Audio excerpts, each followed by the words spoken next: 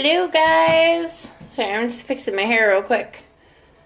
Anyway, I was supposed to go live like 5 minutes ago, but I didn't, so here I am.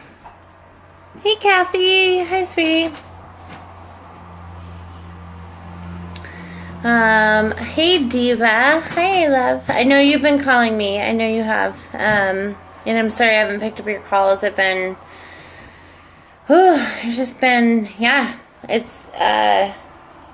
going through all this has been crazy. But, hi guys. So I'm going to give it just one more second because I know I posted about going live not that long ago. Hey Bridget. Hi sweetie.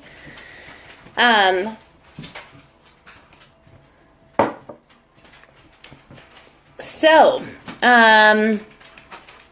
know other people will log in at a certain point.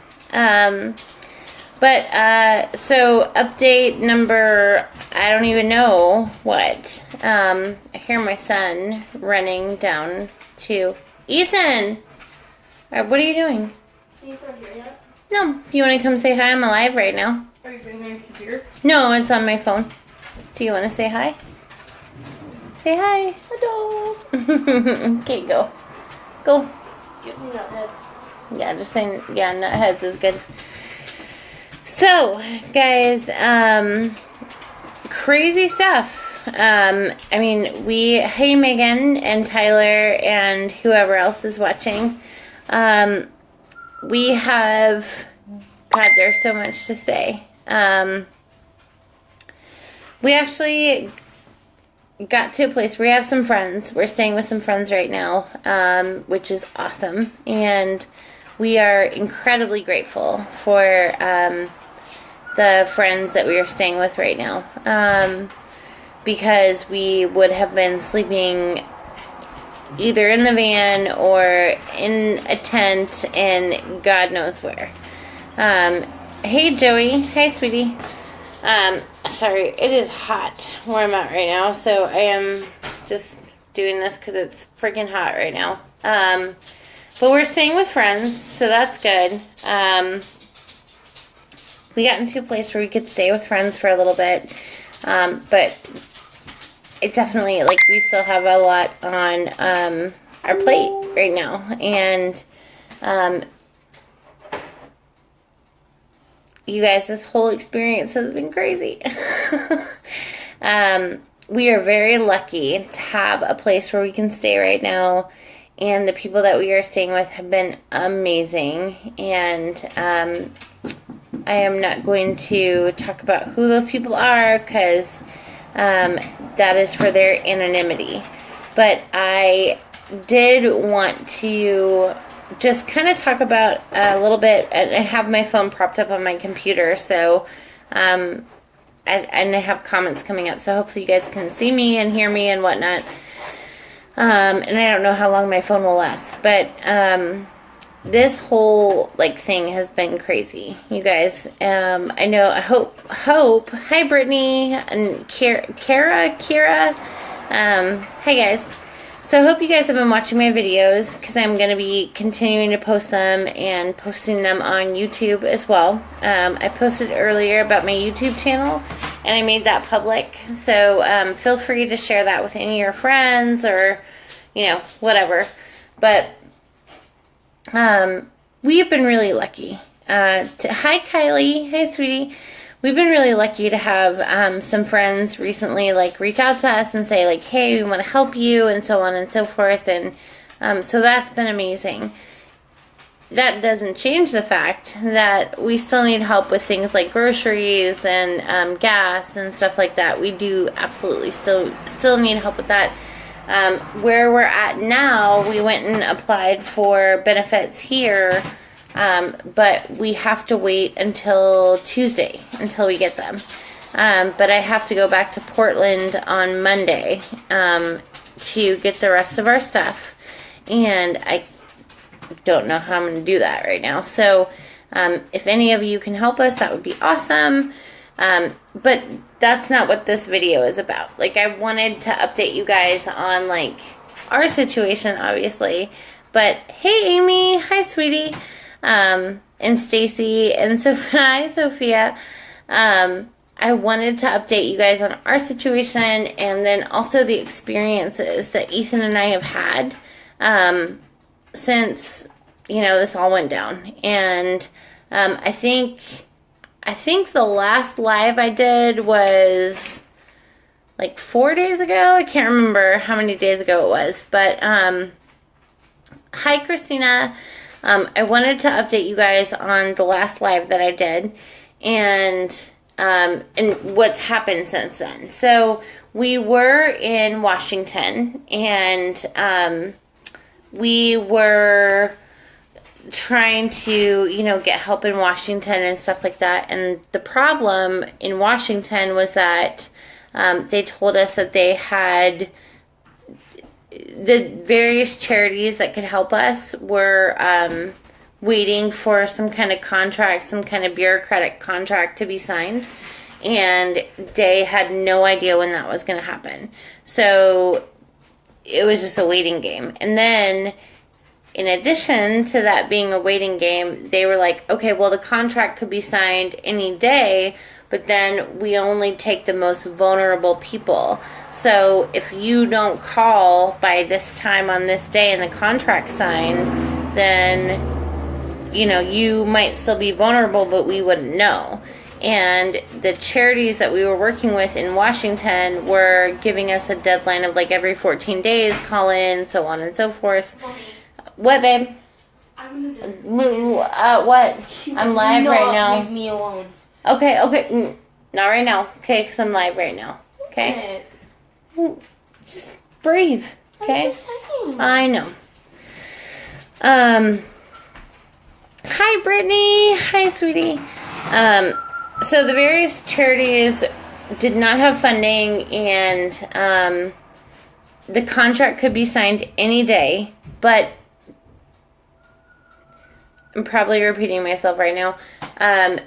When that contract was signed, depending on who had called in first, that would determine who was eligible for like rapid rehousing and all that fun stuff.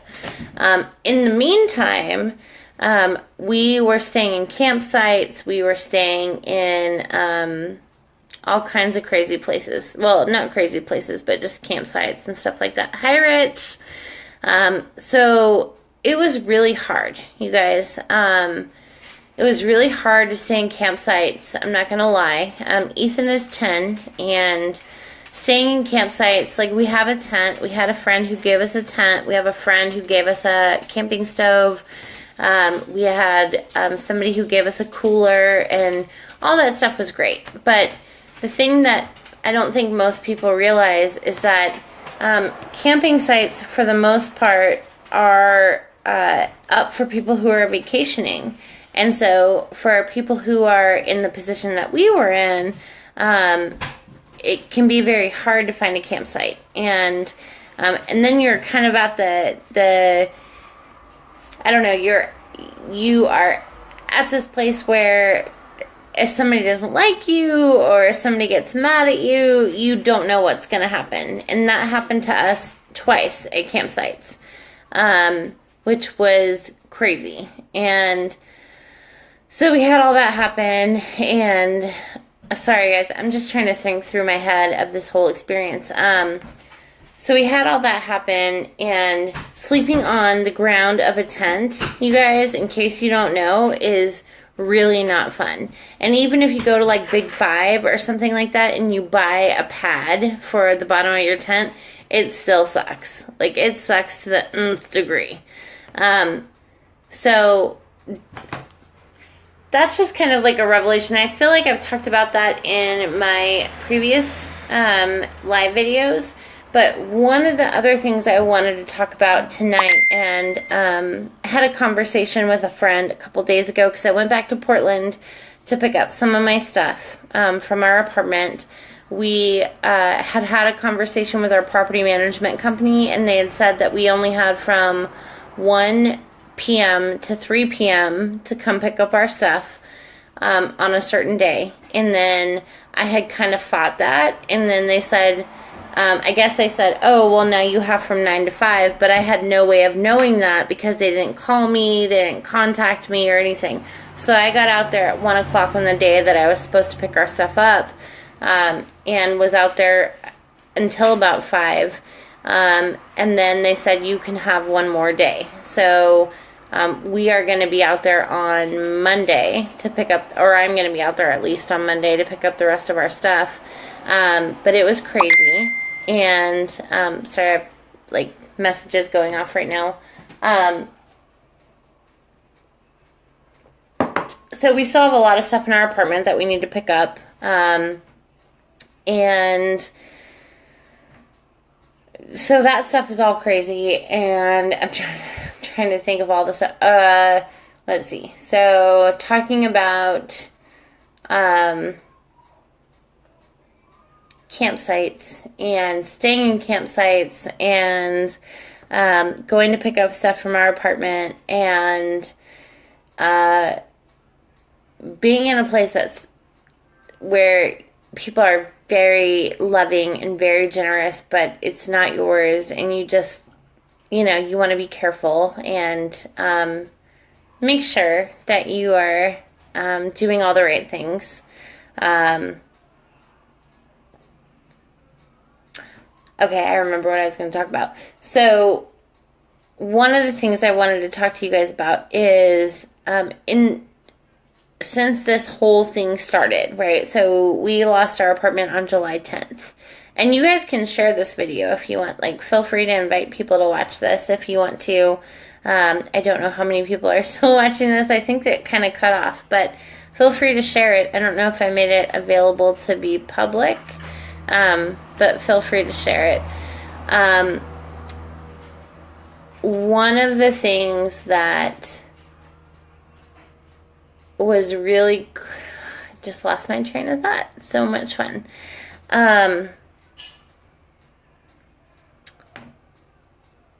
Okay, so sorry, I'm trying to like backtrack. Staying in campsites.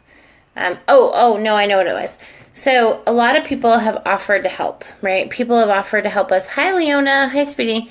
So a lot of people have offered to help us, which is awesome. And please don't get me wrong. Like, I'm super grateful for anyone and everyone who has offered to help us. People who have been like, I'm just going to pray for you, or I'm just going to send you, good juju, or call this number or whatever. I know where your heart is, and I know where it's coming from. I really, really appreciate that. That being said, people who want to help us. So, I keep losing my train of thought. So people who want to help us, that's been amazing. It's been really awesome.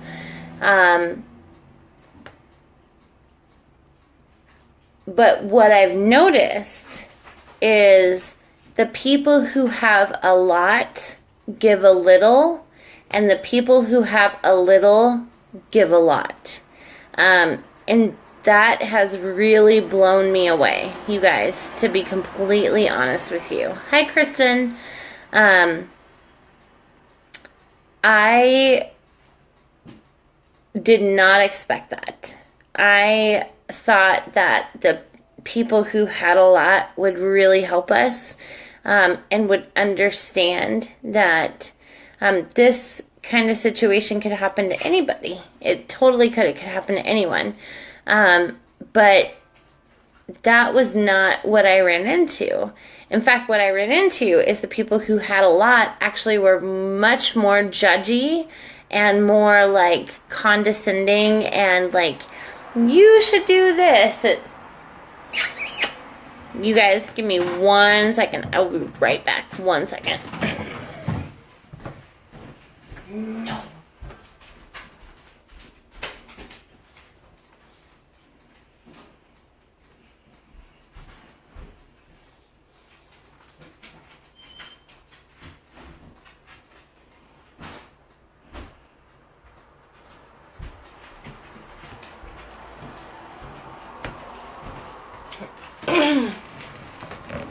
Okay, sorry, I'm back.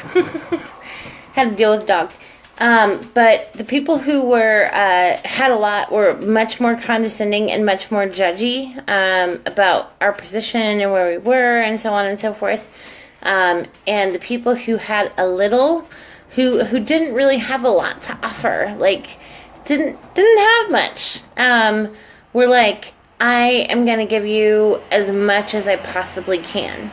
And that really blew me away, you guys. And still continues to blow me away. I have friends that I've known for just a couple years who seemed like they were amazing friends.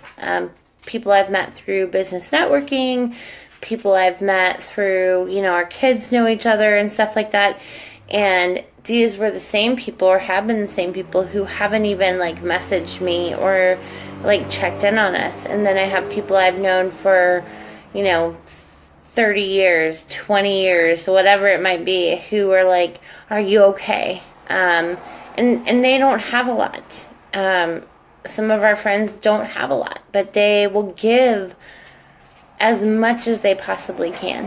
And that has blown me away. I had a friend while we were in campsites who, and I'm not going to tell you guys who this person was, but somebody actually took the bus and rode the bus to go to a store till Western Union asked them money so that we could get groceries and stay in a campsite another night.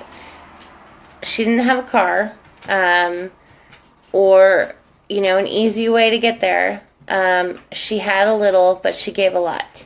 And this whole experience has definitely opened up my eyes to who the people are in my life that are authentic and are who they say they are. I have, I've been working in Portland for the last couple years and doing business networking and stuff like that, and I still get these invites to groups, or not even groups, but I'm selling this and I want you to buy this and I want you to do this thing and here's my event on this day. And I've messaged people and been like, have you missed the memo? Did you not know that we were going through this right now? And they've apologized. Those people have apologized, but they didn't come back. So they apologized, but then they didn't come back and said, oh my God, I can't believe you're going through this right now. How can I help? They just were like, oh, I'm so sorry you were on a list. And so please don't get offended, because I know that there are some people who might be like, oh my God, she's talking about me. There are certain people I am referring to, and if you are concerned, please message me. I have no problem having a real conversation with you. But I feel like, you guys, to be honest with you, this has been happening, or this is happening for myself and my son, because I am being made to kind of get back to that place and realize, my strength and what I can accomplish and what I can do and what I can make for my family. And I've been so deluded for so many years, by what I've thought were my friends, what I've thought was my reality, what I've thought was something that was secure, and it's not. And I really, hey Megan, hi sweetie. I really hope that you guys share this video and continue to follow me on this journey. We have honestly been very lucky. Hi, Darlene. We've been very lucky because we have had some friends that have supported us, and we really needed that. Going through this entire thing since the 10th of July, what I have realized is that if you were in this position and you didn't have friends, or you didn't have friends that you considered to be family, I don't know what you would do. And I had a conversation with a friend the other day when I was in Portland. She knows who she is. About,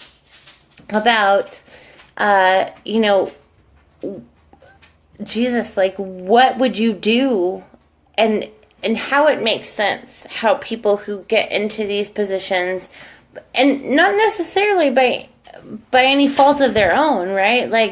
maybe you're working a job that doesn't pay enough. And so you keep trying to keep your head above water and you can't. And so finally you end up drowning. And then what do?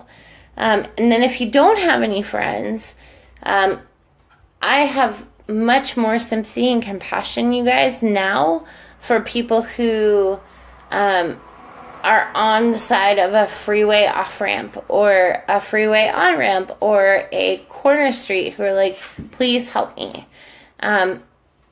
Because I understand how ridiculous this whole thing is.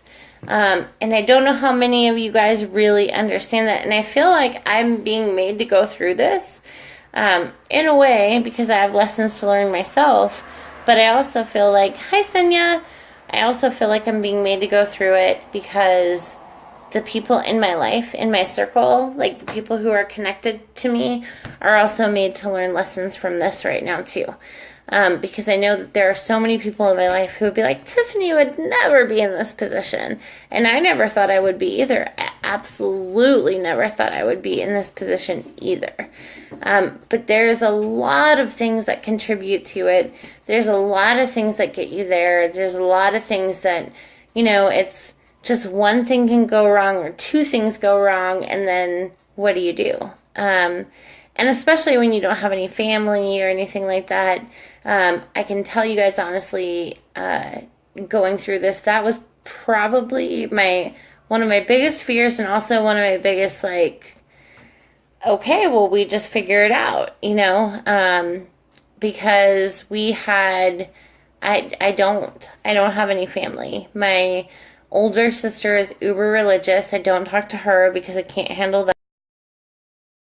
Has gone off the deep end, and so I don't talk to her, and my mom and dad are both gone. So what do? When you have no net and you have nothing to go back to, what do? And so I think for us, or for me, I have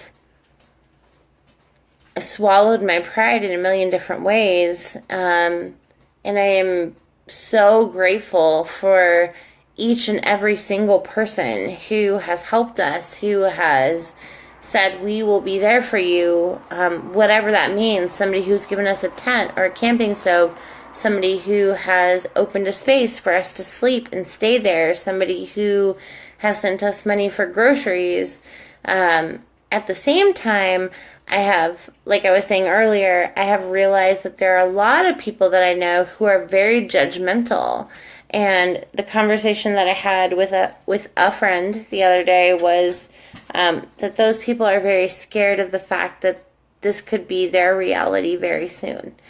And it could be. So, none of us are safe from this. Hi. None of us are safe from this, and we have been lucky enough to find some friends that we can stay with for right now, and I'm very grateful for that.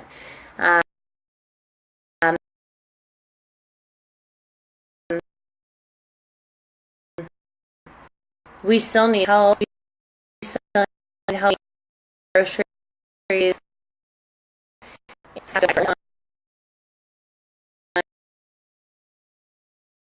And Monday.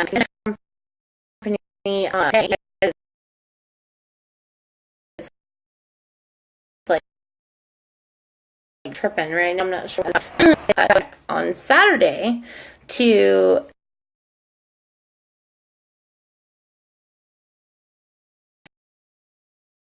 sell my stuff, and they said, no, we can't have it. This is the trend.